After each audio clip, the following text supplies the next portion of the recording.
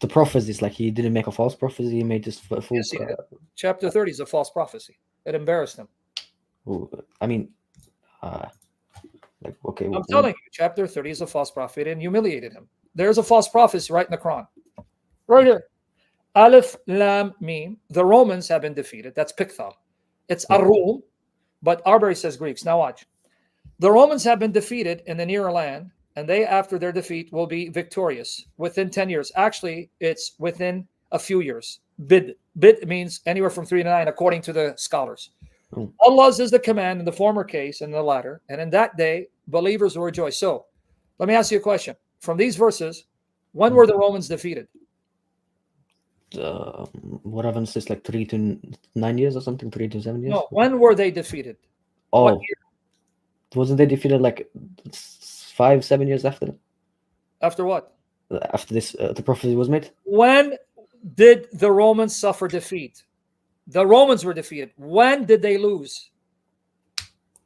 Well, they lost in the timeline of this prophecy says. What time? The Quran doesn't give you a time. What time? Where? Where's the date? Just a few years. The few years from their defeat, they will win. I'm trying to figure out when were they defeated, so I can then mark the few years. You're not telling me when. When were they defeated? Well, I don't know the exact date. You don't know because the Quran doesn't know. It doesn't tell you. And who defeated them here? Can you show me who defeated them? Where does it say who defeated them? Wasn't it the Persians? Where does it say it in the ayat? Please, I'll pay you $1 million, and my friend Protestant will take shahada. Show me where it says Persians. Show me here. Hello, right here. We read it. Hello. I mean, that was the war historically that beat them. So I guess if you look at historically, that's where you're going to see Muhammad was a false prophet, because history says it took more than 9 years. I'm setting you up for that. But before I set you up, can you show me where it says the Persians defeated them? It doesn't say that. Okay, and the near land, the land near to what land? Arabia. Where does it say near to Arabia? Where are you getting this from these verses, dude? I mean, I don't know what else it could be referring to. That's the only thing neither does the Quran know. That's my point. But the Quran doesn't know who defeated the Romans. The Quran doesn't know where they were defeated. The Quran doesn't know when they were defeated. So then we can start counting 3 to 9 years. 3 to 9 years from what date? The Quran doesn't know. Maybe like 622. Where does it say 622 here?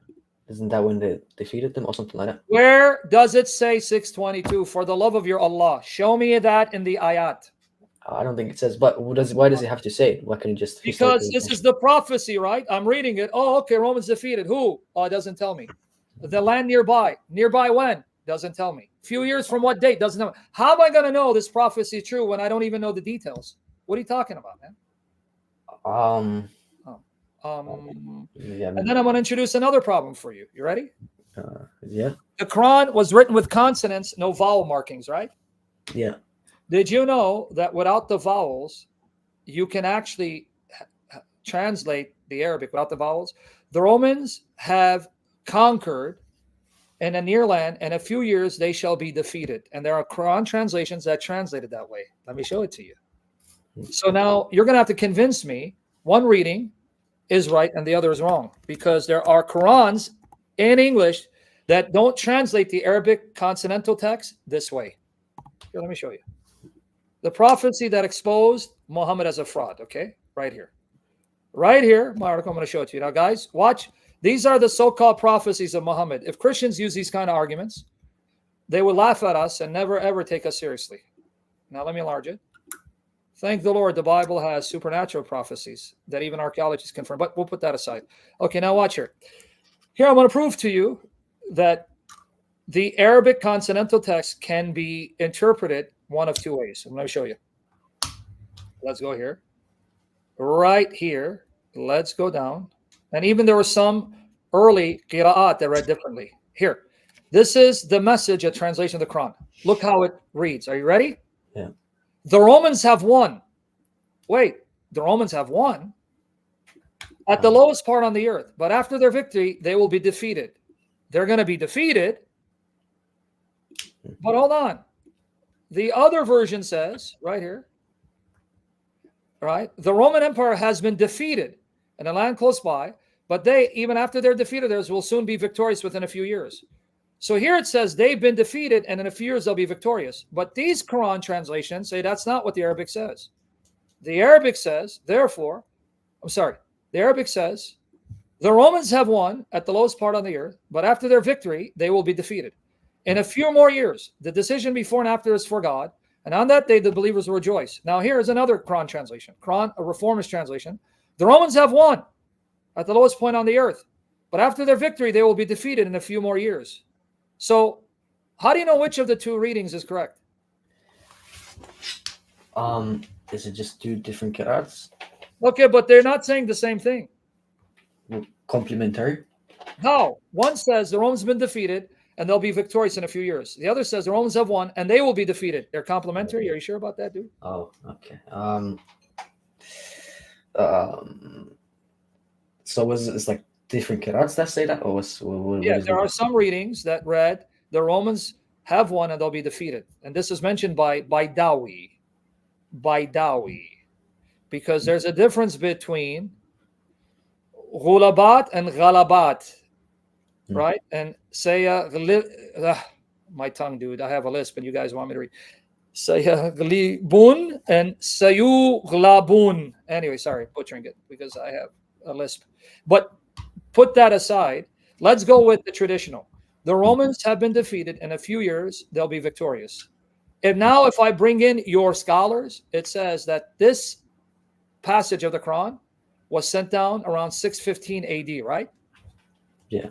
A few years is 329. All historical sources say that the Romans defeated the Persians in December 627 and that they made a truce in 628. All right. So now let's do the math. If you add 9 years to 615, how much does that come up to? 615, 24. So if it's 624, right? 624. Yeah. But then the historical sources said that the Romans did not decisively defeat the Persians until 627. Your Quran is wrong. Here it is. Here's the sources. Encyclopedia Americana, Volume 4, page 115. Heraclius found the empire in domestic turmoil.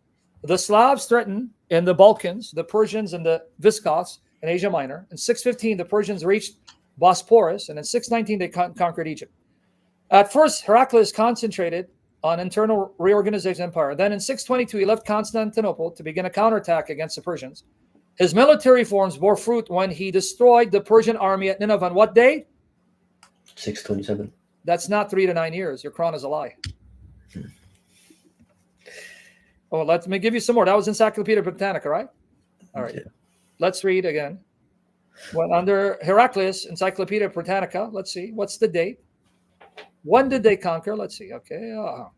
In 626, the Persians advanced to the Bosporus, hoping to join the Avars in an assault on the land walls of Constantinople. But the Romans sank the primitive Avar fleet that was to transport Persian units across Bosporus and repelled the unsupported Avar assault. Heraclius again invaded Persia, and when? In December 627, after a march across the Armenian highlands in the Tigris Plain, met the Persians near the ruins of Nineveh. There, astride his renowned warhorse, he killed 3 Persian generals in single combat, charged into enemy ranks at the head of his troops, killed the Persian commander, and scattered the Persian host. When? December 627. A month later, Heraclius entered Dastagerd. A month later would be 628, right? With its stupendous treasure. Khosrow was overthrown by his son, with whom Heraclius made peace, demanding only the return of the cross, the captives, and the conquered Roman territory. Returning to Constantinople in triumph. When? Not 624. After 627 AD, in 628 AD, he was hailed as a Moses in Alexandria, Scipio. In 630, he personally restored the cross to the Church of the Holy Sepulchre in Jerusalem. That's why I say another scholarly source concurs that the complete defeat of the Persians took place around 628 AD. 628, buddy. Here it is. All right. The position, however, was difficult, and he spent the following year on Armenian territory in an exhausting struggle against the attacking Persians. He did not succeed in the attempt to break through to Persia. In 625, he tried to reach enemy soil by means of a detour through Cilicia. Now notice, this is 625. That's even after 624. But again, without any decisive result, and in spite of some victories, he withdrew. So it wasn't decisive. So when was it decisive? Boom. In the autumn of 627, the emperor began his great advance south into the heart of the enemy's territory. Here he had to rely on his own sources, since the Khazars could not stand up to the rigors of the campaign and return home. Now watch. In spite of this, at the beginning of December, what year? 627, right? Yeah. Heraclius stood before Nineveh. That's in Iraq. That's my ancestry. It was here that the deadly battle was fought, which really decided the outcome of the conflict between the Persians and the Byzantines. The Persian army was practically wiped out when? December 627. Heraclius continued his victorious advance, and at the beginning of 628, he occupied Dastagir, the Persian king's favorite residence, from which he had to beat a hasty retreat. In the spring of 628, events occurred in Persia which made any further fighting unnecessary.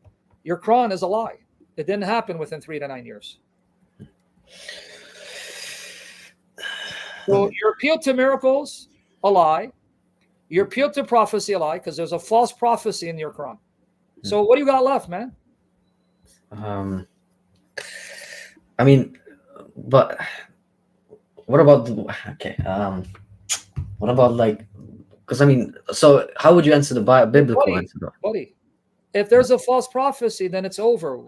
You can't have a false prophecy in a book from God. So you're ignoring what I just told you. So why are you still a Muslim when there's a false prophecy in your book? And by the way, how come God has to guess in a few years? He doesn't know the exact years? Maybe this isn't the word. So Sure. you're okay with Allah saying in a few years, anywhere from 3 to 9? But doesn't Allah know, well, it's going to be exactly 9 years and 10 years or 12 years or 15 years? He does, yeah. But he didn't say that. He said 3 to 9 years, a few years. And even then he was wrong. So why are you still a Muslim, man?